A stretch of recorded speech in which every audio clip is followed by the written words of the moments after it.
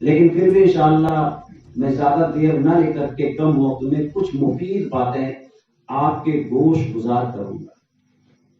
سب سے پہلی بات یہ کہ آپ صبح سے اس مزار پہ لگے ہیں، کوئی دھلائی کرتا ہے، کوئی ہار پھول پیش کرتا ہے، کوئی چادر پیش کرتا ہے۔ یہ ہماری محبت ہے، ہماری عقیدت ہے۔ ہم اس کو کیا سمجھ کے کر رہے تھے؟ اچھا کام کی برا کام؟ تو جتنے لوگ بیٹھے ہیں سب یہ کہیں گے ہم اس کو اچھا کام سمجھ کے کر رہے تھے۔ اچھا کام سمجھ کر کے آپ نے بھنڈارا کیا، اچھا کام سمجھ کر کے آپ نے فاتحہ خوانی کی، اچھا کام سمجھ کر کے آپ نے قرآن خوانی کرائی۔ لیکن دوسری طرف کسی کو کچھ لوگ قبر پجوا کا نام دیتے ہیں، اور یہ صرف میں نہیں سنا ہوں، میرا خیال ہے معلم کوئی ایسا نہیں ہوگا جو اپنے کان سے اس لفظ کو نہ سنا ہو۔ ابھی جمعہ میں نے قرآن اور حدیث کی روشنی میں بیان کیا تھا، لیکن افسوس ہوتا ہے اپنی جماعت میں کسی صاحب نے ڈھونڈی نے فون کر دیا تو مولانا صاحب بڑا خراب ہو رہے تھے۔ لوگ اتنے قابل ہو گئے کہ وہ قرآن و حدیث کو جھٹلانے لگے۔ خراب کا مطلب اس وقت ہوگا جب میری دلیل قرآن کی غلط ہو تو خراب ہوگا۔ اور کچھ لوگ ابھی جو اس کے مخالفین ہیں، ولیوں کے مخالفین، وہ کیا کہتے ہیں؟ فتنہ پیدا کر رہے ہیں۔ اس لیے میں آپ کی زبان کے ذریعے میں آپ کے ایمان کو تازہ کروں گا۔ اس میں بیٹھے ہوں گے وہ ذرا غور کریں کہ اگر ہم ان کو کہتے ہیں قرآن و حدیث کی دلیل کی روشنی میں کہ وہ غلط کرتے ہیں، تو میں آپ سے سوال کرتا ہوں کہ آپ کو قبر پجوا کہا گیا، اس کی حقیقت کیا ہے؟ آپ نے سمجھا اس کا معنی؟ آپ اس پہ ذرا غور کریں۔ اللہ رب العزت ایک ہے، وحدہ لا شریک ہے، اس کے سوا کسی کی پوجا کرنا شرک ہے۔ اللہ کے سوا کسی کی کوئی پوجا کرے گا اور وہ شرک ہے۔ اور یاد رکھو شریعت کے اندر بہت بڑے بڑے گناہ، مگر دو ایسے گناہ ہیں کہ انسان اگر اس حالت میں مر جائے دنیا کا کوئی انسان اس کو بخشوا نہیں سکتا، اللہ تبارک و تعالیٰ اس کی مغفرت کرے گا ہی نہیں۔ وہ دو گناہ کون ہیں؟ ایک ہے کفر اور ایک ہے شرک۔ کفر جس انسان سے ہوگا وہ کافر ہوتا ہے، شرک جس انسان سے ہوتا ہے وہ مشرک ہوتا ہے۔ یہ یاد رکھیے گا قاعدہ، کفر جس سے ہوگا جان بوجھ کر کے وہ کافر، شرک جس سے جان بوجھ کر کے ہوگا وہ مشرک۔ جیسے اگر کوئی سلائی کرتا تو ٹیلر ہوگا، پڑھائی کرتا طالب علم میں پڑھائے گا تو اس کو ٹیچر کہا جائے گا۔ یہ دنیا کا بھی قاعدہ ہے۔ تو آپ کو کیا کہا جا رہا ہے؟ قبر پجوا۔ اولاً تو ان کا یہ کہنا سراسر غلط، اور اگر آپ کو قبر پجوا بنا دیے اس کا مطلب کیا ہوا کہ آپ کو مشرک کہہ رہا ہے۔ اے سنی صحیح عقیدہ مسلمان، ایک طرف تو وہ آپ کو مشرک کہتا ہے اور آپ ایک ہو کہ اس کی اچھائی بیان کرتے ہو، اس کو نرانے کی سمجھتے ہو، اس کی تعریف کی سمجھتے ہو، اس کا اپنا بھائی سمجھتے ہو، اس نے رسول کی توہین کیا، خدا کی توہین کیا، ولی کی توہین کیا، ولی کے چادر چڑھانے کو شرک بتایا، آپ کے فاتحہ خوانی کو بدعت بتایا، آپ کو وہ براقی بھی کہتا ہے، آپ کو قبر پجوا بھی کہتا ہے، اور آپ اس کی تعریف کرتے ہو۔ قبر پجوا یہ اس کا کہنا سراسر کفر ہے۔ کیوں ہے اس کی وجہ بتا دوں کہ قبر پہ جانا یہ قبر پجوا نہیں ہوتا۔ یہ قبر پجوا اس وقت ہوتا جب صاحب قبر کو آپ خدا سمجھ کے سجدہ کرتے۔ یہ قانون ہے اسلام کا، کسی غیر خدا کو خدا سمجھ کر، خدا کا بندہ سمجھ کر نہیں، خدا سمجھ کر اگر سجدہ کرو تب یہ شرک ہوتا ہے، ورنہ خدا سمجھ کے کر نہیں کیے تو شرک نہیں۔ ورنہ حضرت یوسف علیہ السلام کے باپ ان کے بھائیوں نے ان کا سجدہ کیا قرآن میں، یعنی پہلے کے زمانے میں انبیاء کرام کے زمانے میں ان کا سجدہ کیا جاتا تھا، مگر ان کو خدا سمجھ کر نہیں کیا جاتا تھا، خدا کا محبوب سمجھ کے کیا جاتا تھا، خدا کا رسول سمجھ کے کیا جاتا تھا، خدا کا نبی سمجھ کے کیا جاتا تھا، اللہ والا سمجھ کے کیا جاتا تھا۔ اس زمانے کے اندر یہ سجدہ رائج تھا۔ خود قرآن میں اللہ نے فرمایا اے فرشتوں تم آدم کا سجدہ کرو، اگر غیر خدا کو اللہ کا محبوب سمجھ کر کے سجدہ کرنا قبر پجوا ہوتا، نبی پجوا ہوتا تو سب سے پہلے اللہ پہ بٹوا لگتا۔ یہ ہوتا ہو کر کے اللہ کے نبی اپنے نبی کا فرشتوں سے سجدہ کرواتا۔ وہاں پہ کون سا فتویٰ لگاؤ گے؟ اس لیے یاد رکھنا قانون، کسی کو خدا سمجھ کے اس کا سجدہ کیا جائے. اور سجدہ کس کو کہتے ہیں؟ صرف جھکنے کا نام سجدہ نہیں. سجدے میں گھٹنا، ہاتھ اور پیر کی انگلیاں، ناک، پیشانی زمین پہ پڑنا واجب ہے، ضروری.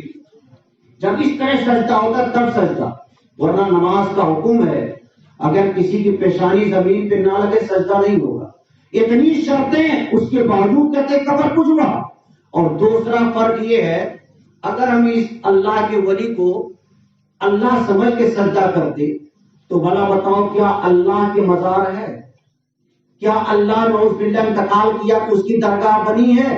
اگر نعوذ باللہ اللہ بھی صاحب مزار ہوتا اور اس کا سجدہ کیا جاتا، اسی طرح اظہار شاہ کو بھی یہاں پہ دفن کرنے کے بعد ان کا مزار بنا کر کے گھر پوجا جاتا، تب یہ ہوتا کہ خدا بھی ویسے ہی ہے، اظہار شاہ بھی ویسے ہی ہے، دونوں مشابہت ہوتی. تب کہہ سکتے تھے کہ یہ شرک ہو گیا، تب کہہ سکتے تھے قبر پجوا. جب ان کو قبر والا سمجھ گئے تو اللہ کیسے ہوگا؟ بھائی دونوں میں اتنا تضاد ہے کہ اگر خدا تو قبر نہیں، قبر ہے تو خدا نہیں. اتنا فرق ہوتے ہوئے بھی عقل کے اندھے، اسلام کے دشمن، رسول کے دشمن، ولی کے دشمن ہمارے اس عمل خیر کو قبر پجوا کا نام دیتے ہیں. یاد رکھو، بہت بری زبان میں آپ کو مشرک کہتے ہو، کیونکہ اللہ کے سوا کسی کو پوجنا شرک، اور جو شرک کرے گا وہ مشرک. تو میں اس کا جواب دے دوں، جنہوں نے فون کیا تھا ان کو یاد دلا دوں کہ ان کا کیا حال ہے. آپ کو بدعتی کہتے ہیں، قبر پجوا کرتے ہیں، اور یہ شریعت کا حکم ہے. اگر کوئی کسی کو کافر یا مشرک کہے تو فتویٰ رد نہیں ہوتا. یا تو جس کو کہا وہ مشرک ہوگا، اور اگر وہ مشرک نہیں تو کہنے والا مشرک ہوگا.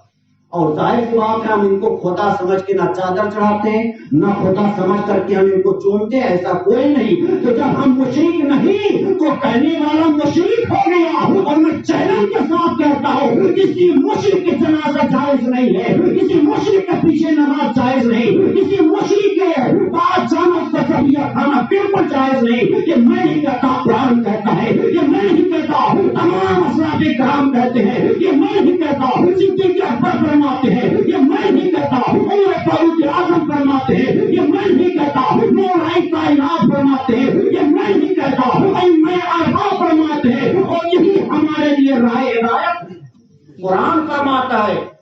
تم ہدایت مجھ سے مانگو. کون سی ہدایت؟ انعمت علیہم، اے خدا ان کا راستہ میں دکھا دے، ان کے راستے پہ چلا دے جس پر تیرا انعام. اور انعام کس پر ہے؟ انعم اللہ علیہم من النبیین والصدیقین والشہداء والصالحین. وہ انبیاء کی جماعت ہے، صدیق کی جماعت ہے، شہداء کی جماعت ہے، صالحین کی جماعت. ان کے راستے پہ ہمیں چلنا. یہ کون کہہ رہا؟ اللہ تعالیٰ فرماتا.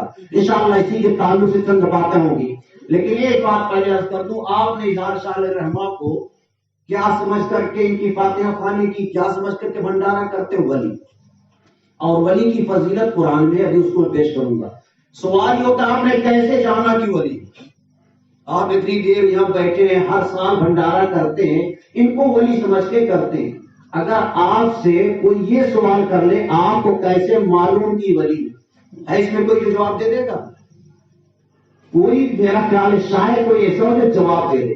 اس لیے میں آپ کو حدیث کی روشنی میں جواب دے دوں کہ ہم جانتے ہیں کہ اللہ کا ولی ہے. یہ ہمارا عقیدہ ہے کہ اللہ کا ولی ہے. یہ ہمارا ایمان کہتا ہے کہ اللہ کے ولی ہے. کیوں ہے؟ حدیث کی روشنی میں چیلنج کرتے ہیں. آقا کریم صلی اللہ علیہ وسلم کا زمانہ ہے، صحابہ کی انجمن ہے، ایک جنازہ جا رہا تھا. صحابہ کرام اللہ کے رسول کی بارگاہ میں عرض کرتے ہیں، یا رسول اللہ. صحابہ آپس میں بات کر رہے تھے. یہ بڑا نیک انسان تھا، یہ اللہ کا متقی بندہ تھا، اللہ کا نیکوکار بندہ تھا. میرے آقا فرماتے صحابی، دیکھو تم لوگوں نے سچ کہا. پھر کچھ دیر کے بعد ایک دوسرا جنازہ جا رہا تھا. صحابی عرض کرتے، یا رسول اللہ یہ بڑا گنہگار تھا، بڑا سہکار تھا. میرے آقا فرماتے صحابی کو نے سچ کہا. صحابہ حیران ہے، عرض کرتے، یا رسول اللہ اس کو ہم نے کہا اچھا تھا، آپ نے کہا صدق تھا. یا رسول اللہ ہم نے کہا بڑا گنہگار تھا، آپ نے فرمایا صدق تھا. صحابی کو نے سچا کہا. یا رسول اللہ ہماری دونوں باتیں سچی کیسے؟ تو قرآن کے میرے آقا نے ارشاد فرمایا، انتم شہداء اللہ کے الارض، اے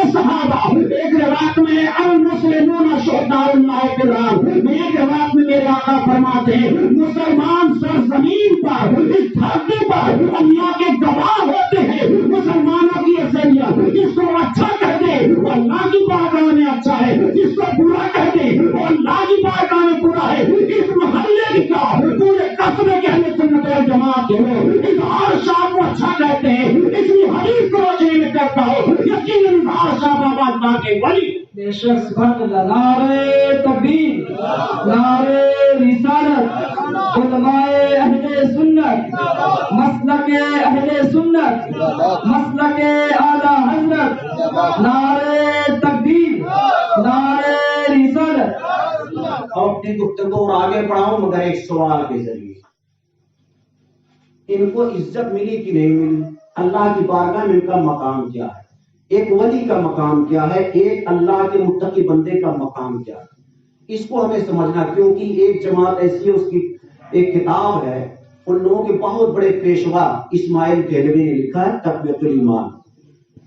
اس نے کیا لکھا ہے؟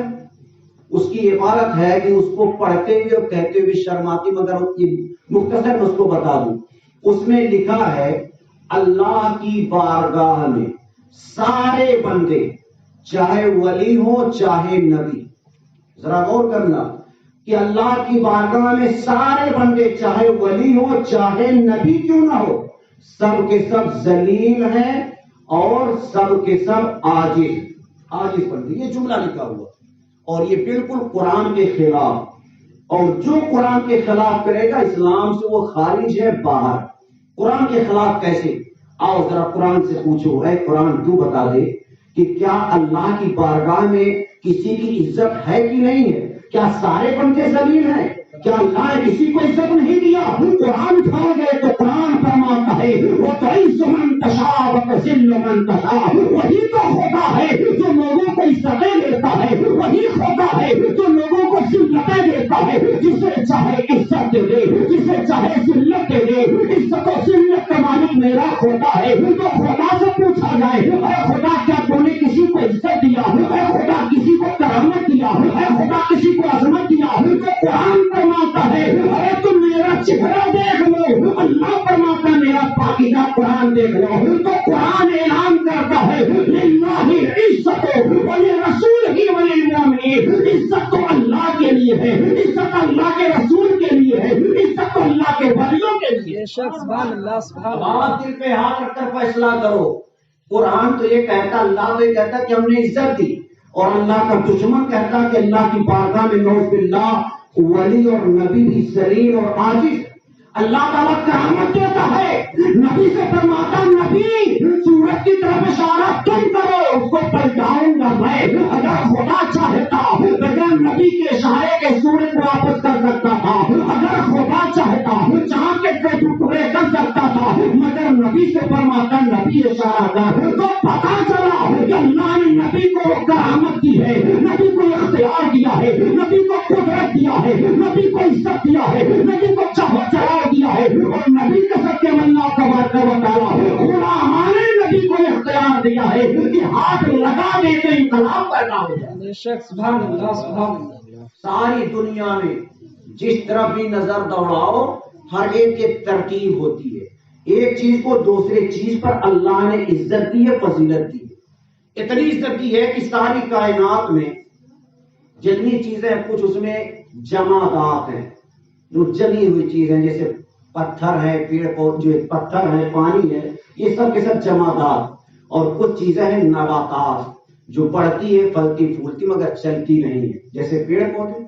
تو اللہ تبارک و تعالیٰ نے جمادات پر فضیلت دی ہے, نباتات کو, پیڑ پودوں کو. نباتات پر فضیلت دی ہے اللہ نے حیوانات کو, اور حیوانات پر اللہ نے عزت دی ہے انسانوں کو. قرآن میں اللہ نے فرمایا لقد کرمنا بنی آدم. یہ قرآن کی آیت میں بتا رہا ہوں, قرآن کھول کر کے دیکھ لو. اللہ فرماتا ہے ہم نے تو سارے انسانوں کو عظیمت کا تاج دے دیا ہے, کرامت کا تاج دے دیا ہے. اور دو ٹانگ کا ایسا انسان وہ کہتا اللہ کی بارگاہ میں ذلیل ہے, اللہ کہتا میں تو عزت دینے والا ہوں. اور یہ گنہگار بندہ کہتا ہے اللہ کی بارگاہ میں کوئی عزت نہیں. کتنے بڑے دشمن ہیں. یہ حقیقت میں بے عزت ہے، وہ ذلیل اللہ کی بارگاہ میں، اور جو انسان جیسا ہوتا اس کو ویسا نظر آتا ہے۔ چور ہمیشہ دوسرے کو چور سمجھتا ہے، ایک گنہگار دوسرے کو گنہگار سمجھتا ہے، اس لیے وہ اللہ کی بارگاہ میں وہ ذلیل و رسوا ہے۔ مگر قربان جاؤ، ہمارا ولی اللہ کا پیارا ہے، ہمارا نبی اللہ کا پیارا ہے، اللہ کے متقی بندے اللہ کے پیارے ہیں، جتنے نمازی اللہ کے نماز پڑھتے ہیں سب کے سب میرے خدا کو پیارے ہیں، اور سارے بندوں کے اللہ کی بارگاہ میں عزت۔ بے شک پھر انسانوں میں اللہ نے مومنوں کو عزت دی ہے، پھر مومنوں میں اللہ نے ولیوں کو عزت دی ہے، ولیوں پر اللہ نے صحابیوں کو عزت دی ہے، صحابیوں میں جو 4 خلفاء ہیں اللہ نے خلفائے راشدہ کو عزت دی ہے، ان خلفائے راشدہ میں سب سے زیادہ عزت ابوبکر صدیق کو دیا ہے، صحابہ کے بعد اللہ نے نبیوں کو رتبہ دیا ہے، نبیوں کے اوپر اللہ نے رسولوں کو عزت دیا ہے، رسولوں کے اوپر اولو العزم رسولوں کو عزت دیا ہے، اور ان سارے اولو العزم رسولوں میں اللہ نے ہمارے نبی کو عزت دی ہے۔ دل کا رسول اٹھا کر کے دیکھو، میرا خدا فرماتا ہے دل کا رسول پر چلنا بعد ہوں مالا بعد منہم من کلم اللہ ورفع بعضهم درجات۔ میرا خدا فرماتا ہے یہ رسولوں کی جماعت ہے، یہ نبیوں کی جماعت ہے، ہم نے بعض رسولوں کو بعض کے فضیلت دی ہے، ان میں سے کچھ وہ ہے جن سے اللہ نے کلام فرمایا ہے، اور کچھ ایسے ہیں جن کو اللہ نے درجوں بلند کیا۔ بے شک سبحان اللہ۔ قرآن تو کہتا ہم نے اتنا اونچا مقام دیا، اتنی عزت دیا، اور کوئی رسول نبی کا دشمن کہتا نعوذ باللہ سب ذلیل ہیں، یہ ان کا عقیدہ، یہ قرآن کے خلاف، حدیث کے خلاف، اس لیے وہ کافر ہے۔ اور جو اس مولانا کو جس نے اپنی کتاب میں لکھا بغیر توبہ کے مرا ہے، ہماری دنیا اس کو محبت کے نام اعلیٰ حضرت نے جب اس کی پوری زندگی کو دیکھا توبہ کے لیے خط دیا تھا، وہ توبہ نہیں کیا، اسی بات کے ساتھ مر گیا، تب اعلیٰ حضرت کا قلم چلا تھا کہ یہ جو کافر ہے کافر ہے کافر، اتنا بڑا کافر اگر کوئی کفر میں شک کر لے گا تو بھی کافر ہو جائے گا۔ کیوں نہ کہتے، اس لیے کہ قرآن کے خلاف اس نے کہا۔ قرآن میں اللہ فرماتا ہے للہ العزت ولرسولہ وللمؤمنین، اللہ ہی کے لیے عزت ہے، اللہ کے رسول کے لیے جو عزت ہے، اور اللہ کے مومن بندے یعنی جن کو ہم ولی کہتے ہیں ان کے لیے عزت ہے۔ ولیوں کی کیا عزت ہے؟ نبی پہ یہاں چرچا ابھی کرنے کا وقت نہیں ہے، ولی کی بات ہے اس لیے میں ولی پر جو ہے چرچا کروں۔ ولی کی عزت یہ کہ اللہ تعالیٰ ولی کو کرامتیں عطا فرماتا ہے، کتنی بڑی کرامت۔ اب قرآن کے ذریعے پوچھا جائے قرآن تو بتا کیا ولی کو کرامت حاصل ہے؟ تو قرآن میں ایک سورہ ہے سورہ مریم، کوئی اس کو اٹھا کر کے دیکھ سکتا ہے۔ حضرت مریم رضی اللہ تعالیٰ عنہ نبی نہیں ہے، ولیہ، اللہ کی ولی، کیونکہ کوئی عورت نبی نہیں ہو سکتی، تو اللہ کی ایک ولیہ ہے، اور اللہ نے ان کے ذریعے بغیر باپ کے ایک نبی کو پیدا کرنے کا ارادہ فرمایا، جبکہ اللہ تبارک و تعالیٰ چاہے تو ڈائریکٹ پیدا کر سکتا تھا۔ آج اسی پر لوگ اعتراض کرتے ہیں کہ قبر پہ جا کے لڑکا ماتا ہے، خدا دے گا کہ ولی دے گا؟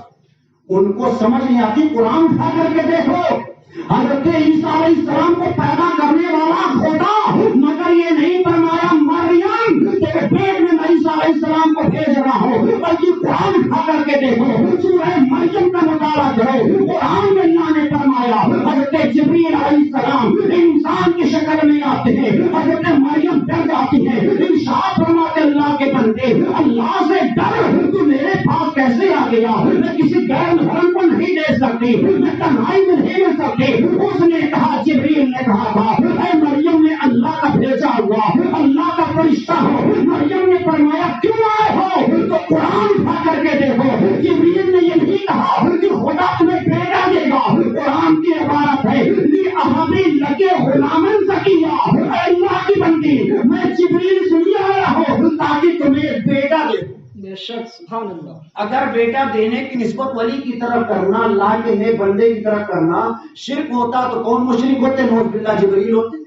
جبریل نے یہ نہیں کہا کہ اللہ تعالیٰ چاہتا تمہیں بیٹا دے دے، انہوں نے اپنی طرف جو قانون جانتے قاعدہ جانتے وہ جا کر کے اس عبارت کا ترجمہ دیکھیں لِأَحَبِ لَكَ غُلَامًا زَكِيًّا، تاکہ میں تمہیں پاکیزہ بیٹا دے دوں۔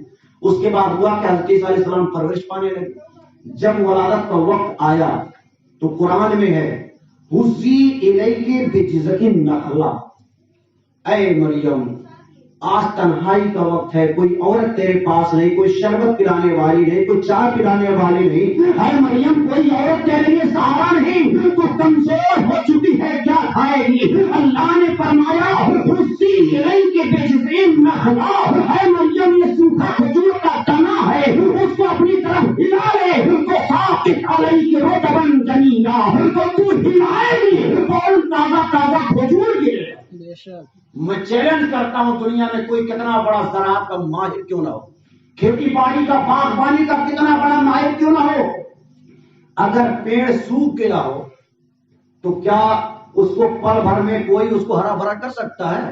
طرح طرح کے کھاد ڈالنے پڑتے ہیں، کیا کیا دوائیں اس میں ڈالنی پڑتی ہے، ایک مدت لگ جاتی اس کو ہرا ہونے میں، اور اگر ہرا ہو بھی گیا تو کھجور اتنی جلدی نہیں پھل جاتا، اس کو بھی ایک زمانہ چاہیے، اور پھر پھل لگنے کے بعد پکنے کے لیے بھی وقت ہوتا ہے، مگر قربان دو اللہ نے فرمایا میری بندی مریم تو سوکھے کھجور کے پیڑ کو ہاتھ لگا، اور تیرا ہاتھ لگانا تھا کہ تازہ تازہ کھجور فوراً وہاں پہ گرنے لگے، یہ کرامت اللہ نے بخشے تھی حضرت مریم کو۔ اب کوئی نادان اگر یہ کہے یہ مریم کی بات نہیں تھی، یہ تو خدا کی بات تھی، خدا کی قدرت تھی، تو اس کے منہ پہ تماشا مار دینا نادان، اگر صرف خدا کی بات تھی تو اللہ نے مریم سے کیوں کہا کہ اس کو ہلا؟ بھائی کہنے کیا ضرورت تھی؟ اللہ تعالیٰ چاہتا فوراً حکم دے دیتا کھجور گر، تو اللہ کا فرمان ہوتا فوراً کھجور گرنے لگتا، مگر اللہ تعالیٰ کا ایسے ہی کرتا تو ایک اللہ کے ولی کی کرامت کو کون جانتا؟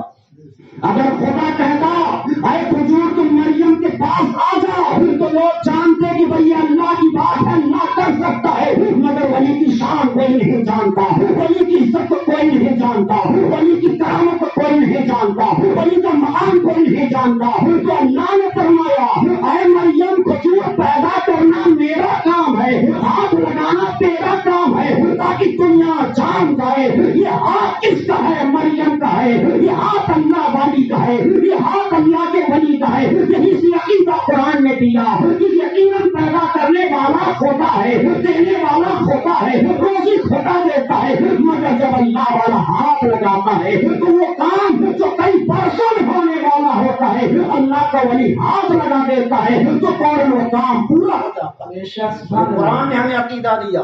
اسی طرح ایک اور واقعہ قرآن کے پاروں میں جائیے، سورہ کہف، اللہ والوں کے نام سے پوری سورہ قرآن کے اندر، یہ اللہ کی محبت ہے، یہ اللہ والوں کی عزت اللہ کی بارگاہ میں کہ اپنے ان نیک بندوں کے نام سے قرآن کی سورتوں کا نام بھی رکھ دیا۔ حضرت مریم کا بیان ہوا، حضرت مریم نبی نے ولی ہے، ایک ولی کے نام سے اللہ نے سورہ مریم رکھ دیا۔ اسی طرح اصحاب کہف 7 لوگ تھے اللہ کے ولی، ان کے نام پہ پوری سورہ کا نام سورہ کہف، اور اس کی برکت یہ ہے کہ اگر جمعہ کے دن کتنی بھی مصیبتیں آپ کے اوپر ہوں، کتنی بھی پریشانیاں ہوں، اگر سورہ کہف پڑھ لیا جائے صبح کو تو انشاءاللہ پورا دن آپ کا صحیح و سلامت گزرے گا، مصائب کا جنازہ نکل جائے گا۔ آج بھی اس کی یہ برکت ہے۔ اصحاب کہف 7 لوگ تھے، پورا واقعہ بتاؤں گا، اشارہ کر رہا ہوں۔ وہ ظالم بادشاہ سے بچنے کے لیے گئے، ایک غار کے اندر سو گئے، 1 دن نہیں، 2 دن نہیں، 300 سال وہ سو گئے بالکل بے خبر۔ ایک اللہ کا ولی جب سوتا ہے تو اللہ کی رحمت کیسے اس کی طرف مائل ہوتی ہے۔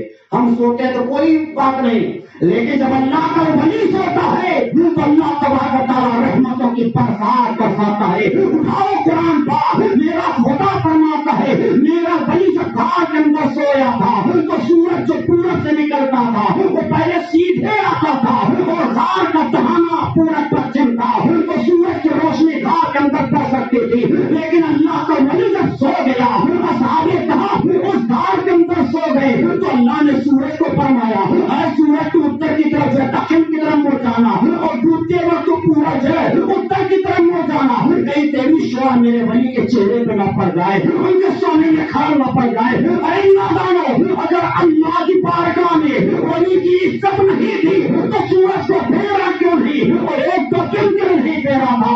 پورے 300 سال کے لیے اللہ نے سورج کا راستہ بدل دیا۔ یہ ولی کی عزت کا مقام ہے، یہ ولی کی کرامت ہے۔ کہ ولی کی خاطر اللہ تعالیٰ جو صدیوں سے سورج چلا رہا تھا اپنے ولیوں کی خاطر کہ ان کو دھوپ نہ لگ جائے، ان کے نیند میں خلل نہ پڑ جائے، ان کے آرام میں رکھنا نہ پڑ جائے، اللہ نے سورج کا راستہ بدل دیا۔ اور اتنا نہیں، جب ہم سوتے ہیں تو اپنی کروٹیں ہم خود بدل دیتے ہیں۔ دائیں کروٹ سوئے جب درد ہوتا تو بائیں ہوتے، بایاں درد کیا تو دائیں۔ اب وہ اللہ والے جب سوئے ہیں تو بالکل جیسے بے ہوشی کے عالم میں، اب وہ اگر ایک ہی کروٹ سوئے رہتے تو ہو سکتا تھا کہ خون جم جاتا، خون کا دوران کم ہوتا، تکلیف ہوتی۔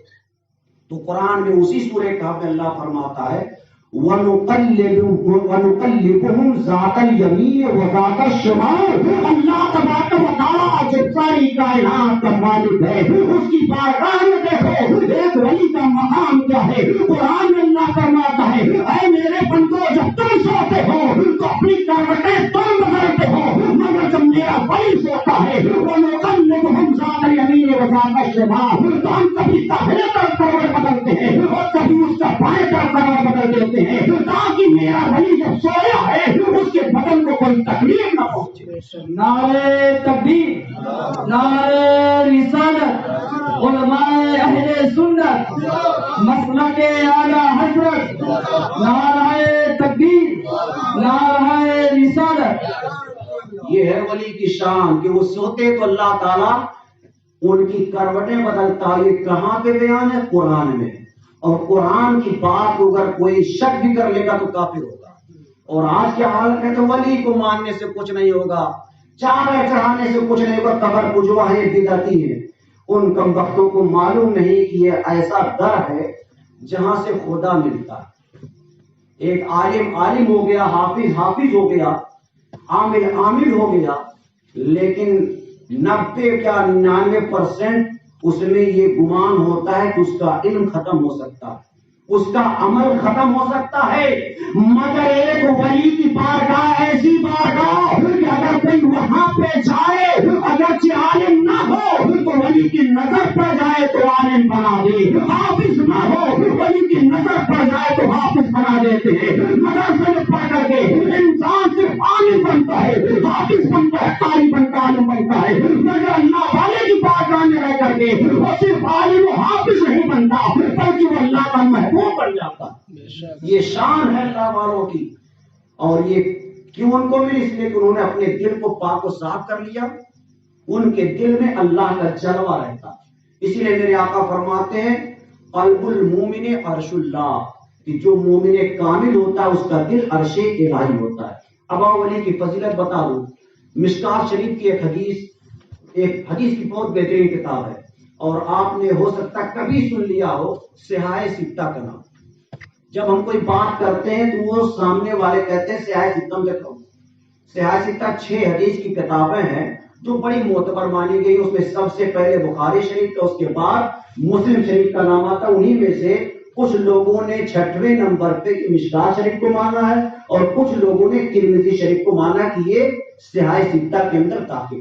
مشکات شریف کی شرح مرقات ملا علی قاری اس میں فرماتے ہیں، انہوں نے بالکل زور دے کر کے فرمایا، حدیث مبارکہ پیش کیا، میرے آقا فرماتے ہیں اگر کوئی اللہ کا ولی کسی شہر سے گزر جائے تو اللہ تبارک و تعالی پورے شہر والوں پہ رحمتوں کا نزول فرماتا ہے، اور اس شہر میں جو نمانا کھاتا ہے اس کے ایک رکن میں اللہ کے ولی کا احسان ہوتا ہے۔ تو میں سوچنے پر مجبور ہو گیا، مولا جب ایک اللہ کا ولی شہر میں ٹھہرا نہیں تھا، اپنی سواری سے چلا گیا تھا، گھوڑے پہ بیٹھ کر چلا گیا تھا، یا جیپ اور کسی اور سواری میں چلا گیا، اس کے جانے کا یہ مقام ہے کہ حدیث مبارکہ میں ہے، اللہ علی قاری فرماتے ہیں اگر اللہ کا ولی شہر سے گزر جائے تو شہر والوں پر اللہ کی رحمت برستی ہو، تو جس آبادی کے اندر اللہ کا ولی آرام فرما ہے وہاں پر رحمتیں کیوں نہیں برسیں گی؟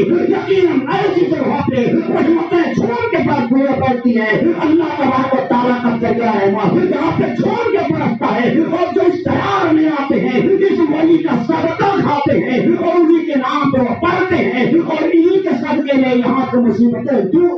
بے شک سبحان اللہ۔ اسی طرح مسلم شریف میں بھی حدیث ہے، اللہ تعالیٰ کے رسول فرماتے ہیں، اور وہ رسول جو جھوٹ بول ہی نہیں سکتے. اگر کوئی شک کر لے گا کہ نوز باللہ نبی کی بات میں شک ہے، ہو سکتا ہے جھوٹ ہو، تو کافر ہو جائے.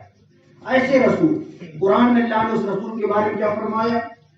ما ينطق عن الهوى ان هو الا وحی یوحی. یہ نبی اپنی مرضی سے نہیں کہتے، جو کہتے اللہ کے حکم سے کہتے.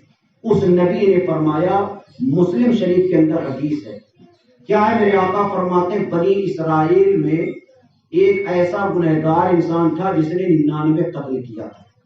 بہت مشہور واقعہ. اب اس کے دل میں خیال پیدا ہوا کہ یار میں اتنا گناہ کر لیا، اب اللہ کی بارگاہ میں چل کر کے میں توبہ کروں، ہو سکتا ہے اللہ تعالیٰ مجھے معاف فرما دے. تو ایک نیم ملا تھے، ان کے پاس گیا، کہا کہ کیا اللہ تعالیٰ معاف کرے گا؟ کہا کیا گناہ کی؟ کہا 99 قتل. کہا اتنے بڑے قاتل ہو یار، 99 قتل کر دیے اور آئے ہو بخشش کے لیے تم طرف میں؟ ارے تیری مغفرت کیسے ہوگی؟ جان ہی معاف کیا جائے گا. اس کو غصہ آ گیا، کہا بھائی جیسے 99 اسے 100. نکالا خنجر، اس کو بھی مار دیا. پھر اس کے بعد کچھ دنوں کے بعد اس کو خیال آیا کہ میں نے بڑا غلط کیا، اب توبہ کرنے کے لیے تلاش رہا کہاں پہ جاؤں.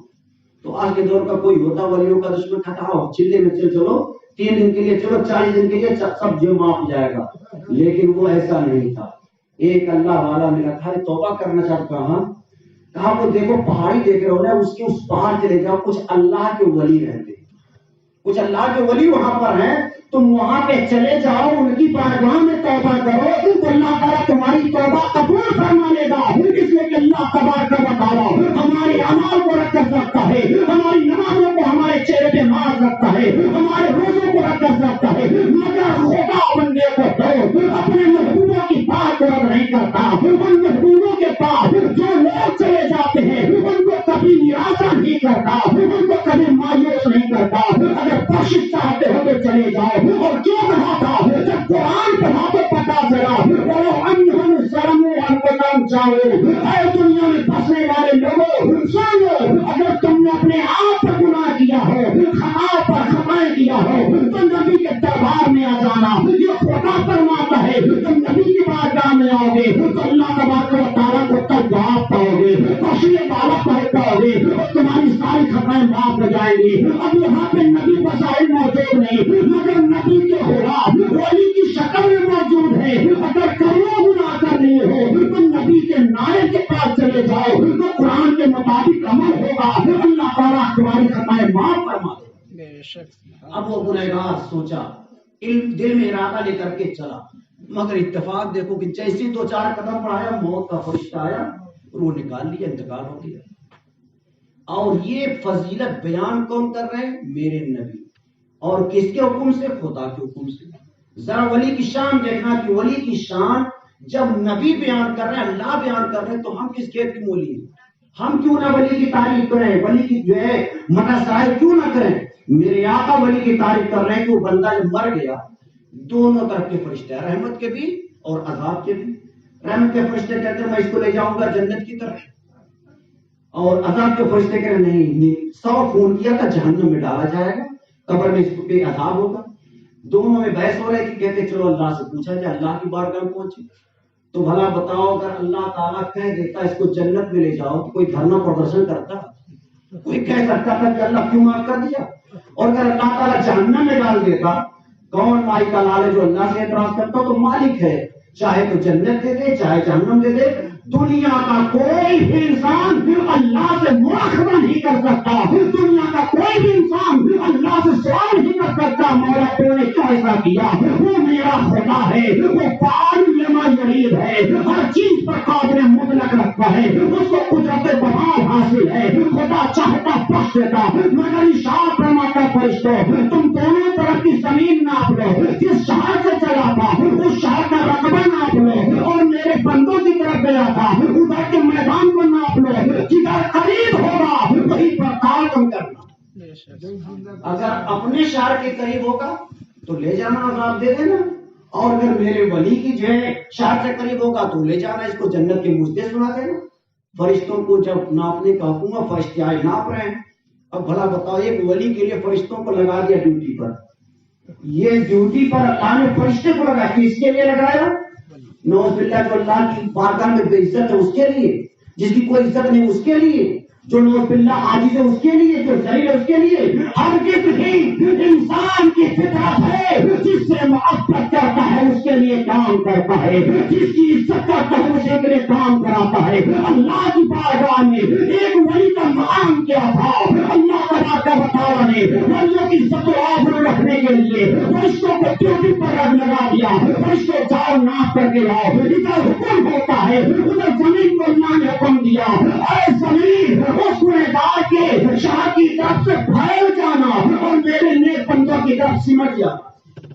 جب ناپا گیا تو کتنا فرق پڑا؟ ایک بارش وہ زیادہ تھا اللہ کے ولی کی دیار کی طرف، تو اللہ تعالیٰ نے فرمایا اس کو بخش دو، جبکہ بھی وہ توبہ نہیں کر پایا تھا، مگر ایک اللہ والے کی بارگاہ میں جا رہا تھا۔ یہ برکت اللہ والوں کی، اسی بنیاد پہ ہم گناہ کرتے ہیں، نماز پڑھتے بہت ساری خطائیں ہو جاتی ہیں، روزہ رکھتے خطائیں ہو جاتی ہیں، ظلم پہ ظلم ہم کرتے ہیں، مگر ہم سوچتے ہیں اجمیر کے بابا کی بارگاہ میں چلے جائیں، ہو سکتا اللہ تعالیٰ معاف کر دے، کچھوچھا چلے جائیں، ہو سکتا اللہ معاف کر دے، اظہار شاہ کی بارگاہ میں چلے آئے، ہو سکتا اللہ معاف کر دے۔ یہ اسی لیے کرتے ہیں کیونکہ میرے آقا نے مشکوٰۃ شریف کی حدیث میں ارشاد فرمایا، اتنا بڑا گنہگار تھا، 100 لوگوں کا قاتل تھا، ابھی توبہ کر بھی نہیں پایا تھا، توبہ کے ارادہ سے چلا تھا، اللہ نے بندوں کی برکت سے اس کو بخش دیا۔ اس عقیدت کے بنیاد پہ ہم اگرچہ گنہگار ہیں، اگرچہ سیاہگار ہیں، اگرچہ خطاکار ہیں، مگر اللہ کے ولی کے دیوانے ہیں، ہم سے محبت کرتے ہیں، ہو سکتا محبت کام آ جائے، ہو سکتا ولی کی نظر پڑ جائے، ہم کے سب کے اللہ تعالیٰ مغفرت فرمائے۔ بے شک سبحان اللہ سبحان اللہ۔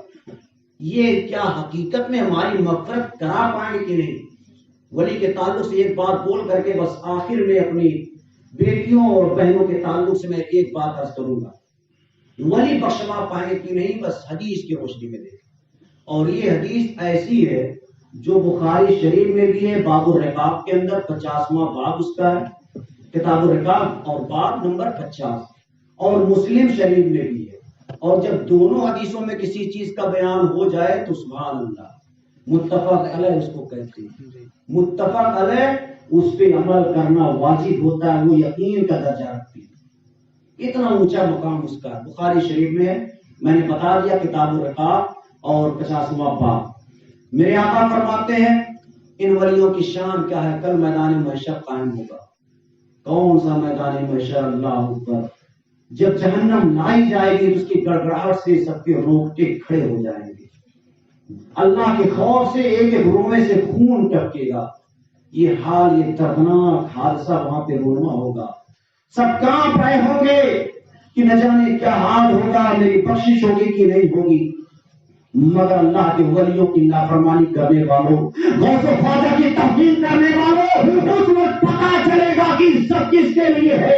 آج تمہارے مولوی نے فتوا دے دیا ہے، اپنی کتاب میں لکھ دیا ہے کہ نعوذ باللہ ولی ہو یا نبی سب اللہ کی بارگاہ میں عاجز ہے، سب اللہ کی بارگاہ میں ذلیل ہے، تو موسم دیکھو گے میدان محشر میں، جس وقت تمہاری کچھ نہ چلے گی، اس وقت جب اللہ تبارک و تعالیٰ جو جلال ہوگا، کرسی عدالت اپنے شان کے نائب ہوگا، اس ولیوں کی شان کے معلوم ہوگی۔ میرے آقا فرماتے ہیں ایسے پرفتن دور میں جہاں پہ نفسی نفسی کا عالم ہوگا، ان اللہ والوں کی شان یہ ہوگی، میرے آقا فرماتے ہیں ان کا چہرہ چودانے کے چاند کی طرح چمکتا ہوا ہوگا، سب سے پہلے جنت کے مستحق کو دیا جائے گا، اور 70,000 ایسے اللہ کے ولی ہوں گے جو بنا حساب جنت میں جائیں۔ سبحان اللہ سبحان اللہ۔ نعرے تکبیر، نعرے رسالت، علماء اہل سنت، مسلک اعلی حضرت،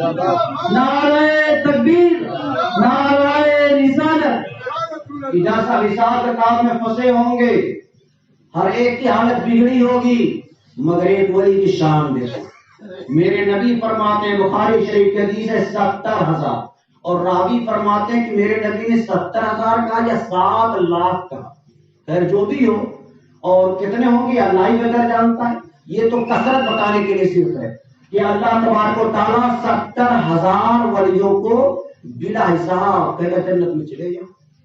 تو اسی حدیث میں ہے کہ وہ جب جنت کی طرف بڑھیں گے تو دیکھیں گے جہنم میں میرے فلاں فلاں لوگ ہیں، یہ تو ہر سال بھنڈارا کرتے تھے، ہر سال میرے پاس آتے تھے، یہ تو مجھ کو وضو کراتے تھے، یہ تو میری خدمت کرتے تھے، وہ پلٹ پڑیں گے، جنت میں ہی جائیں گے۔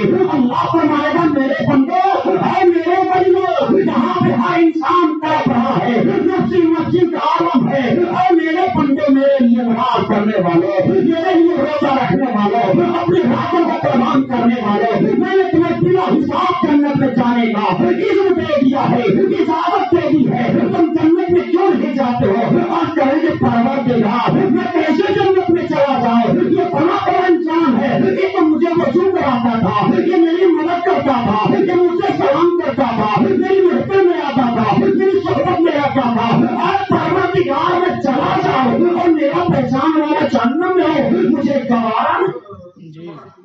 کیا ولی کی شان ہوگی، تنہا نہیں جائیں گے۔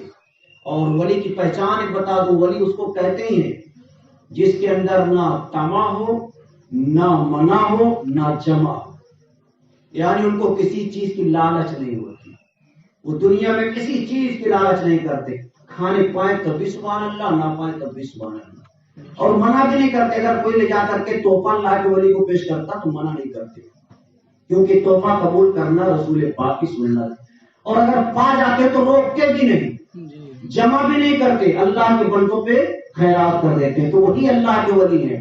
جنت اللہ کی طرف سے ملی، تنہا نہیں لے رہے، اپنے چاہنے والوں کو، ماننے والوں کو دلانے کے لیے عرض کرتے ہیں۔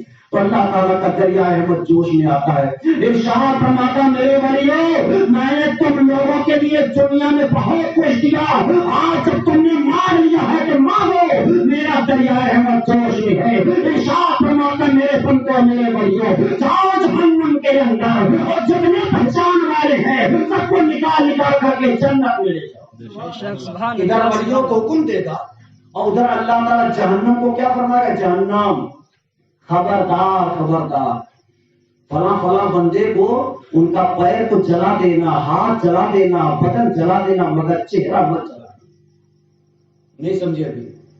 چہرہ آدمی پہچانا کیسے جاتا؟ ہاتھ سے نہیں پہچانا جاتا، پیر سے، چہرے سے۔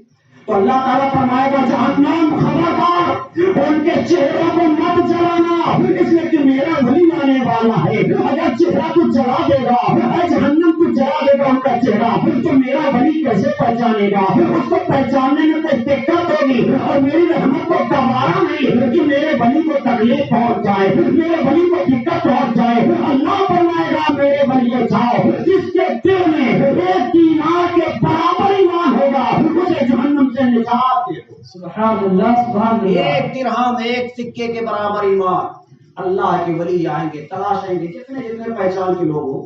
تو آپ لوگ خوش قسمت ہو، حضرت اظہار شاہ بابا کا ہر سال بھنڈارا کرتے ہو، ان کے نام پہ اپنے خرچے کرتے ہو، لوگوں کو کھلاتے ہو، یہ پہچان ان سے، وہ پہچانتے ہیں کون کون کھلاتا ہے، کون کون چندہ دیتا، کون کون مجھ سے عقیدت رکھتا، وہ جانتے ہیں۔ تو کل یہی جاننا، یہی پہچان قیامت میں کام آئے گی، وہ جائیں گے نکال کے لے جائیں گے۔ پھر اس کے بعد اللہ کی طرف لو لگائیں گے، اللہ فرمائے گا کیا میں نے تو کہہ دیا تھا جو پہچان کے نکال لاؤ، عرض کریں گے مولا ابھی کچھ پھنس گئے ہیں، یہ لوگ تھے جو بہت قریبی تھے ان کو تو نکال لیا، مگر اے مولا کچھ ایسے بھی گنہگار ہیں ایک درہم کے برابر ایمان نہیں ہے۔ تو اللہ تبارک و تعالیٰ فرمائے گا جاؤ، آدھے درہم کے برابر بھی اگر ایمان ہے تو اے میرے ولیوں جاؤ ان کو بھی جہنم سے نکال دو۔ اللہ کا ولی جائے گا تلاش کرتے کرتے، ہر کچھ انسان کو تلاش کر لے گا، اپنے ان پہچان والوں کو تلاش کر لے گا جن کے دل میں آدھے دینار کے برابر ایمان ہوگا، ان کو جہنم سے نجات دلا کر کے جنت میں لے جائیں گے، تیسری مرتبہ آئیں گے۔ اللہ فرمائے گا بندو آپ کیا رہ گیا؟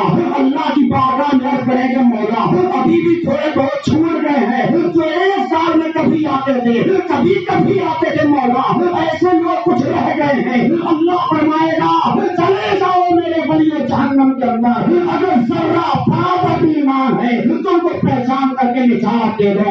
اے سنی عقیدہ مسلمانوں، آج ولیوں کی شان میں اعتراض کرنے والوں کو تم بتا دینا، پیغمبر اسلام نے فرمایا ہے اگر ذرہ برابر ایمان ہوگا تو اعمال کی بنیاد پہ جنت میں ہی جائیں گے۔ ہمارے اعمال کو جہنم میں ڈال دیا تھا، ہماری نماز نے جہنم میں پہنچا دیا تھا، ہمارے روزے کی کمیوں نے ہمیں جہنم میں ڈال دیا تھا، مگر بچایا کس نے؟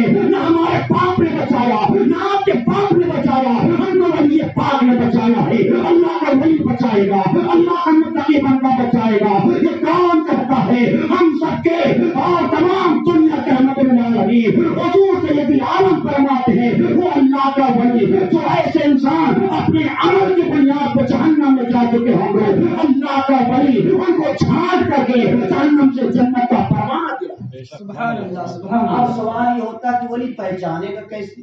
وہ جب تک زندہ تھے تب تک پہچانتے تھے، تو کیا آج قبر کے اندر رہ کر کے پہچان لیں گے؟ یہ سوال کوئی کر سکتا، میں اس کا بھی جواب دے دوں، کیونکہ کچھ لوگ کا یہ عقیدہ ہے کہ اگر دور سے پکارو گے وہ مر گئے نعوذ باللہ، تو اب اوپر سے پکارو گے تو شرک ہو جائے گا، ان کا یہ کہنا ہے۔ ہمارے اس میں بہت سے لوگ ہیں سنتے بھی ہوں گے، تو میں اس کا بھی جواب دے دوں کہ اتنے بڑے نادان ہیں، دنیا کا ہر انسان جانتا، ہمارے چھوٹے چھوٹے بچے جو مکتب میں جاتے ہیں تب بھی بتایا جاتا ہے قبر میں کتنے سوال ہوں گے، 3۔ اور یہ بھی آپ سوچیں سوال کس سے ہوتا ہے؟ جو دیکھ سکتا ہو، جو بول سکتا ہو، جو سن سکتا ہو، سوال اس سے ہوگا نا۔ آپ نے تو کہا کہ مردہ ہے نہیں سن سکتا، تو کیا تیرے باپ نے سوال وہاں پہ یہ پوچھا تھا یا تیرے باپ سے سوال پوچھا گیا تھا؟ قبر کے اندر فرشتہ سوال کرتا ہے، کس کے حکم سے؟ اللہ کے حکم سے۔ تو اللہ نے ہمیں عقیدہ دے دیا، اور دنیا کے لوگوں جسے تم یہ سمجھتے ہو مر کر مٹی میں مل گیا، وہ مر کر مٹی میں نہیں ملا، اپنی زندگی یہاں سے شروع ہوتی ہے۔ اب قبر کے اندر اس کو مردہ سمجھ کے نہیں چھوڑا جائے گا، اس کو زندہ کر کے سوال کیا جائے گا۔ تو مردہ سمجھ کر کے قبر میں دفن کر دیے تھے، مگر میرا خدا عقیدہ دیتا ہے اب تو وہ زندہ ہوتا ہے اور اسے سوال کیا جائے گا۔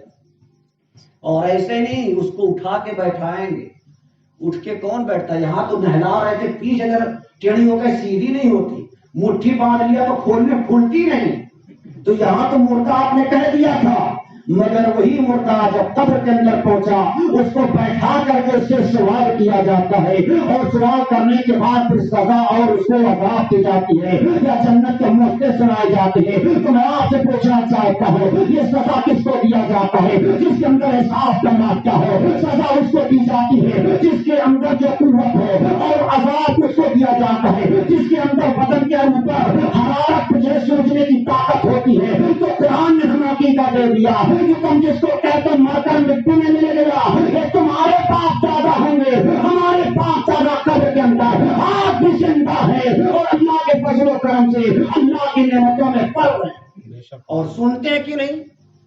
تو حدیثی سے سن لیجیے، بخاری شریف کی حدیث ہے کہ تم جب قبر میں جاتے ہو تو وہ مردہ فرشتوں کو سنتا ہی سنتا ہے، اتنی طاقت اس کے اندر آ جاتی ہے۔ تو کوئی کہہ سکتا بھی برزخ کی دنیا تھی، دنیا سے جانے کے بعد وہاں پہ سن لیا، دنیا میں نہیں سن پائے گا، تو اس کو بھی جواب دے دینا۔ بخاری شریف میں میرے آقا فرماتے ہیں، اے لوگوں جب تم دفن کر کے چلے جاتے ہو، 40 قدم جب بڑھتے ہو، وہ چلاتا، اگر گنہگار ہے تو چلاتا ہے، اور اس کے بعد تمہیں آوازیں دیتا، مگر تم پہرے ہو، تم نہیں سن سکتے، تم اندھے ہو، تم نہیں دیکھ سکتے، مگر قبر میں جس مردے کو تم نے مردہ سمجھ کے سلا کر کے تم آئے ہو، ایک ادنا مردے کا یہ حال ہے، وہ تمہیں دیکھتا ہے، پہچانتا ہے، تمہارے جوتوں کی آوازوں کو سنتا ہے۔ یہ جب ایک ادنا مردے کا یہ حال ہے تو بھلا بتاؤ تاجدار انبیاء کا حال کیا ہوگا؟ اس لیے دنیا سنت کے امام، عشق و محبت کے امام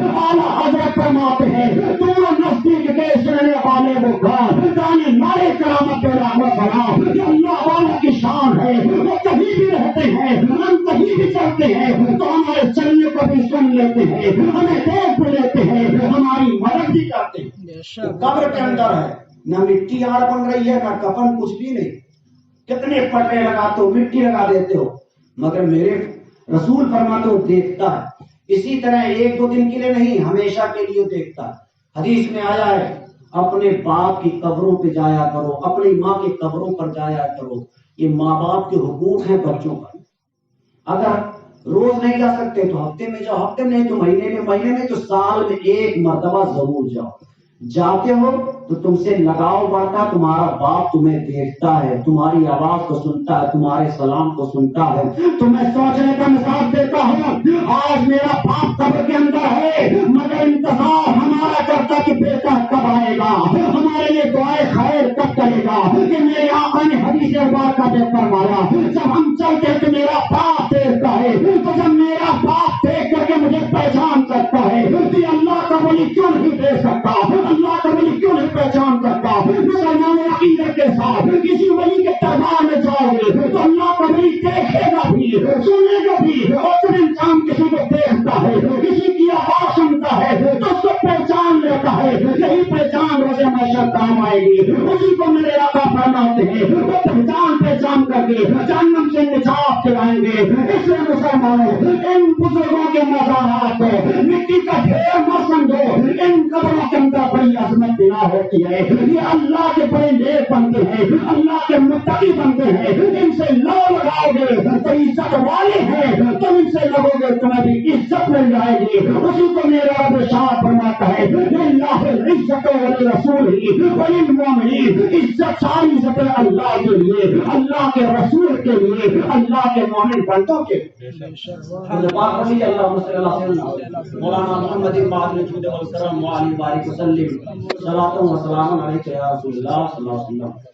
बस आखिरी कड़ी में पेश कर दूं औरतों की इस्लाह के काम को। कुरान ने सबको इज्जत दी है, माँ बाप को कितनी इज्जत दी है, वलियों की बात छोड़ो, इतनी इज्जत दी है कि अगर औलाद अपने बाप की इज्जत कर ले तो जन्नत का दरवाजा खुल गया, माँ की इज्जत कर ले तो जन्नत मिल गई। इतनी इज्जत माँ बाप को अल्लाह ने दी है। तो जब माँ बाप को अल्लाह ताला इज्जत दे सकता है तो अल्लाह अपने वलियों को इज्जत नहीं देगा। माँ बाप का ये मकाम मेरे आका ने और अल्लाह ने कुरान में फरमाया। लेकिन आज हमारा मुआशरा इतना बिगड़ चुका, अभी गवर्नमेंट की तरफ से हम लोगों के स्कूलों में 7 दिन का एक कोर्स चल रहा है बच्चियों को समझाने का, नारी शक्ति मिशन। औरतों को जगाने के लिए कुछ प्रोग्राम चल रहा है। हकीकत में आज जो हम नहीं कर पाते हुकूमत, वो हम हमारे से ये करवा रही है, औरतों को बेदार करने का। उसमें औरतों को बेदार किस तरह किया जाए, जो आज समाज में बुराइयां फैली है उसके ताल्लुक से। उन्हीं बुराइयों में से एक बुराई अभी आपने अखबार में पढ़ा होगा कि एक शबनम नाम की लड़की जो एक दूसरे लड़के से मोहब्बत में फंस करके अपने घर के 7 या 8 लोगों को कत्ल किया था उसने। आज उसको फांसी का डर हुआ। 2008 में उसने कारनामा अंजाम दिया था। मैं अपने इस्लामी रिश्ते की बेटियों बहनों से कहूंगा, आप दुनिया के मुआशरे को देख करके गलत रवि मत अपनाना। आज इतना गलत मुआशरा कि बेचारा बेटा बड़ी मन्नतों के बाद अपनी लाडली को अपनी नजरों के सामने सोचता है कि मेरी बेटी कहीं अच्छे घर में चली जाए, बड़ी मोहब्बत से पालता है, अपनी सारी जिंदगी की कमाई अपने बेटे पे खर्च करता है ताकि बेटी के जरिए मैं जन्नत को पाऊं। याद रखो इस्लामी कोशिशों, तुम्हारा वो मकाम अल्लाह ने रखा है, मेरे नबी ने तुम्हें वो भी बता दिया है। अगर तेरा बाप तेरा अच्छा रिश्ता कर देगा तो वो भी जन्नत का हकदार हो जाएगा। और तो अपने बाप की बात मान करके, अपने बाप की मर्जी से, अपनी माँ की मर्जी से अगर तुमने अपना रिश्ता मुकम्मल किया है तो अल्लाह ताला तुम्हें भी जन्नत अता करेगा। बेशक लेकिन होता क्या, छोटी सी बड़ी हुई गलत मुआशरे में पड़ गई, गलत लड़कियों के चक्कर में पड़ करके वो लड़कों से मोहब्बत कर बैठती हैं। उसी को लव मैरिज कहते हैं। और अब तो लव जिहाद भी चल गया। अल्लाह की पनाह, पहले तो अपनों में मोहब्बत करके शादियां लोग कर लेते थे, अब तो गैरों से जहां निकाह हो ही नहीं सकता वहां पर हो रहा है। और उसके लिए जगह जगह कानून भी बन गए। मैं तो चाहता हूं कि और सख्त कानून बने ताकि लोगों को इबरत मिले कि दूसरे धर्म वालों से शादी करने का नतीजा क्या होता है। अल्लाह से पनाह मांगो, ऐसी गलतियां मत करो। तो ये शबनम जो लड़की थी वो कितनी पढ़ी थी, डबल एमए की थी। उसके बाप ने बड़ी मेहनत से कहा था कि मेरी बेटी डबल एमए कर लेगी, मगर बाप को क्या मालूम था जिस लाडली को मैं पाल रहा हूँ, जिस वक्त जिगर को मेरे नगर को मैं पाल रहा हूँ, आगे चल करके बेटी मेरा कत्ल कर देगी। डबल एमए कराया था, बहुत पढ़ाया लिखाया था, मगर नादान लड़के दुनिया के मुआशरे में फंस करके एक 8 फेल लड़के से उसने जो वो गलत काम कर लिया, उससे मोहब्बत कर लिया और जा करके कोर्ट में मैरिज कर लिया था जिसका नाम सलीम था। उसके बाद तो उन्होंने तय किया कि अपने बाप से चुप पकड़ के कैसे किया जाए। इत्तेफाक से उस لڑکی نے اپنے پورے گھر والوں کو، اپنے ماں باپ کو، اپنے بھائی اور اپنے بھابھی کو اور ان کے بچوں کو، اسی میں 3 مہینے یا 7 مہینے کا ایک بچہ بھی تھا، سب کو نیند کی گولی کھلانے کے بعد اس نے اپنے پریمی کو بلایا، اپنے عاشق کو بلایا، سلیم کو بلایا، بلانے کے بعد تو مشورہ کرنے کے بعد اس باپ کا گلا کاٹ دیا جس باپ کے قدموں میں اللہ نے جنت رکھی، اس ماں کو مار ڈالا جس ماں کے قدم کے نیچے اللہ نے جنت رکھا تھا، چھوٹے چھوٹے بچوں کو قتل کر دیا، کلائی سے کاٹ دیا تھا، اس کے بعد آج گورنمنٹ نے سزا سنائی ہے، مسلمانوں یہ دنیا کے اندر سزا ہے، آخرت میں کتنی سزا ہوگی اللہ ہی جانے، اس لیے مسلمانوں کبھی اپنے ماں باپ کی مرضی کے خلاف کام مت کرنا، اگر تم نے اپنے باپ کے خلاف کہیں پہ رشتہ تلاشا، اپنی ماں کی مرضی کے خلاف جو رشتہ تلاشا، تو یاد رکھو تم بھی جہنم میں جاؤ گے، اور تمہارے ماں باپ کے حصے میں جو تمہاری اچھی شادی کرنے کے ساتھ جو جنت ملنے والے تھے وہ بھی روٹ جائے گی، تو تم ڈبل گنہگار ہو جاؤ گے۔ اس لیے میرے معاشرے کی بہنوں، میرے معاشرے کی بیٹیوں، اللہ کے رسول کے طریقے پہ چلو، اللہ کے نیک بندیوں کے طریقے پہ چلو، اللہ کے طریقے پہ چلو، ان کے نقش قدم پہ چلو گے تو انشاءاللہ تمہارا گھرانہ بھی اچھا ہوگا، تمہاری آنے والی نسلیں بھی اچھی ہوگی۔ بے شک، سبحان اللہ۔ دونوں فرق کتنا ہوتا ہے، باپ اگر رشتہ تلاشے اور لڑکی خود اگر کسی چکر میں پڑ جائے، زمین و آسمان کا فرق۔ لڑکی صرف اپنی شہوت، اپنی خواہش سے تلاشتی ہے، اس کو اس کے اندر کوئی اور اچھائی نظر نہیں آتی، لیکن باپ اپنی بیٹی کی شادی سے نہیں کرتا، 50 گھر تلاشتا ہے، ٹھوک بجا کے شادی کرتا ہے، کیونکہ باپ کو معلوم ہے کہ میری بیٹی کا مزاج کیسا ہے، میری بیٹی کے لائق لڑکا ہے کہ نہیں ہے، بہت ٹھوک بجا کر کے تب تیرا باپ تیرے لیے رشتہ تلاش کرتا ہے۔ تو اب بتاؤ، جو اتنا تجربے کار ہے، جس نے دنیا کو دیکھا، انسانوں کو دیکھا، نشے و شراب کو دیکھا ہے، اچھے اور برے لوگوں کو دیکھا ہے، اس کا رشتہ اچھا ہوگا کہ بیٹی کا رشتہ اچھا؟ اس لیے اسلامی رشتے کے بیٹیوں، خدا کے لیے کبھی ایسا مت کرنا، اپنے باپ کا سر نیچا مت کرنا، اپنی ماں کی عمر کو نیلام مت کرنا، نکاح جب بھی کرنا ہوگا تو اپنے ماں کے مشورے سے کرنا، اپنے باپ کے مشورے سے کرنا، اس لیے کہ باپ جنت کا دروازہ ہے اور ماں ہے جنت ہوتی ہے، ان دونوں کو ٹھکرا دو گے تو بڑا بتاؤ جنت میں جانے کا پروانہ کہاں سے ملے گا؟ ایک عبرت کی بات بتا دوں، آج ہمارا مزاج کیا ہے، بیچارہ باپ دن بھر لوگ چلاتے ہیں، 100-200 روپے کماتے ہیں، اور گھر میں بچیاں، ارے فلاں بہت اچھا کپڑا پہنے، ابو وہی کپڑا دے دو، ضد کرتی ہیں۔ اس ضد سے ہوتا کیا ہے؟ بچیاں تو سمجھتی ہیں کہ ہمیں مل کیا، بہت خوش ہو جاتی، لیکن انسان بہت وقتوں میں مجبور ہوتا ہے، پیسے نہیں ہوتے، لیکن جب بچی نے ضد کر لیا، اس کا باپ کہیں پہ یا تو چوری کرنے پر مجبور ہوتا ہے، کبھی ڈاکہ ڈالنے پر مجبور ہوتا ہے، کہیں پہ سود لینے پر مجبور ہوتا ہے، کہیں پہ قرضہ لینے پر مجبور ہوتا ہے، کہیں پہ ضروری خرچ کو روک کر کے اپنی بیٹی کی خواہش کو پوری کرتا ہے۔ اے بچیوں، کبھی اس طرح خواہش مت کرنا، پہلے باپ کے حالات کو دیکھنا، اگر خوشی خوشی دے دے تو قبول ہے، اگر عذر پیش کرے تب بھی قبول کر لینا۔ اگر تمہارے اندر یہ معیار پیدا ہو جائے، یہ شعور پیدا ہو جائے، یہ کردار پیدا ہو جائے، تو یاد رکھنا کل میدان محشر میں رابعہ بصریہ کی کنیزوں میں شمار ہوگا، فاطمہ زہرا کی کنیزوں میں شمار ہوگا، اور انہیں کے ساتھ کے انشاءاللہ اللہ تعالیٰ تمہیں جنت کا پروانہ دے گا۔ بے شک، سبحان اللہ۔ یہ اللہ کی بندی گزری ہے رابعہ بصریہ،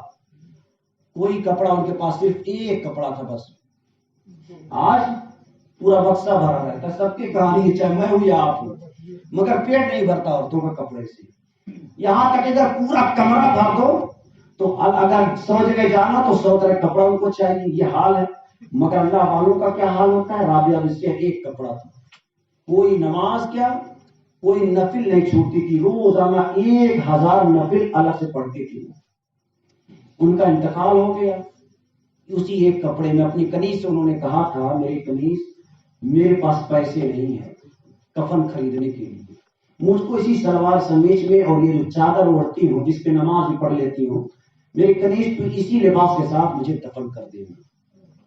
اللہ تبارک و تعالیٰ کی نیک بندی ہے، بہت عبادت و ریاضت انہوں نے کیا، ایسی نیک بندی کی کعبہ خود ان کی زیارت کو آ گیا تھا، یہ اللہ نے ان کو مقام عطا کیا تھا۔ वही राबिया बसरिया उनका इंतकाल हो गया, उनको उसी लिबास में फटा पुराना कपड़ा कई पैबंद लगे थे कर दिया गया। तो कनीज ने पूछा, जब इंतकाल हो गया ख्वाब में देखा वो तो जन्नत में टहल रही है, जन्नत का बाग है।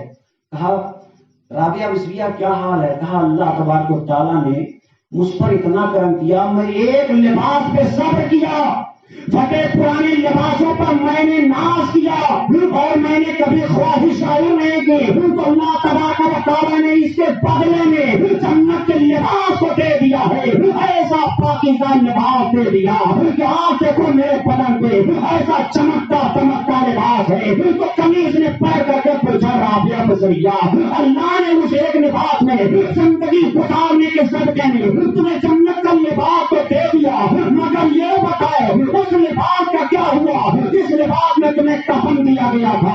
उसने क्या अल्लाह ने हुक्म दिया, फरिश्ते को हुक्म दिया, फरिश्तों मेरी बंदी के इस लिबास को रखो, जब मैदान क़यामत में इसी लिबास के बदले में मैं इसको बहुत सारे ढेर सवाब अता करूंगा। तो पता चला मुसलमानों, अगर अपने बाप को तकलीफ ना पहुंचाई जाए, अपनी माँ को तकलीफ ना पहुंचाया जाए, बल्कि माँ बाप जितना दे उसी पे जिंदगी गुजार दी जाए, तो अल्लाह तबारक व तआला जन्नत का लिबास अता करता है। इसलिए इस्लामी शहजादियों, इस्लामी रिश्ते की बेटियों, बहनों, खुदा के वास्ते अपने माँ बाप का दिल मत दुखाना, अपने माँ बाप को राजी कर लो, अल्लाह राजी होगा, माँ को खुश कर लो, खुदा राजी होगा।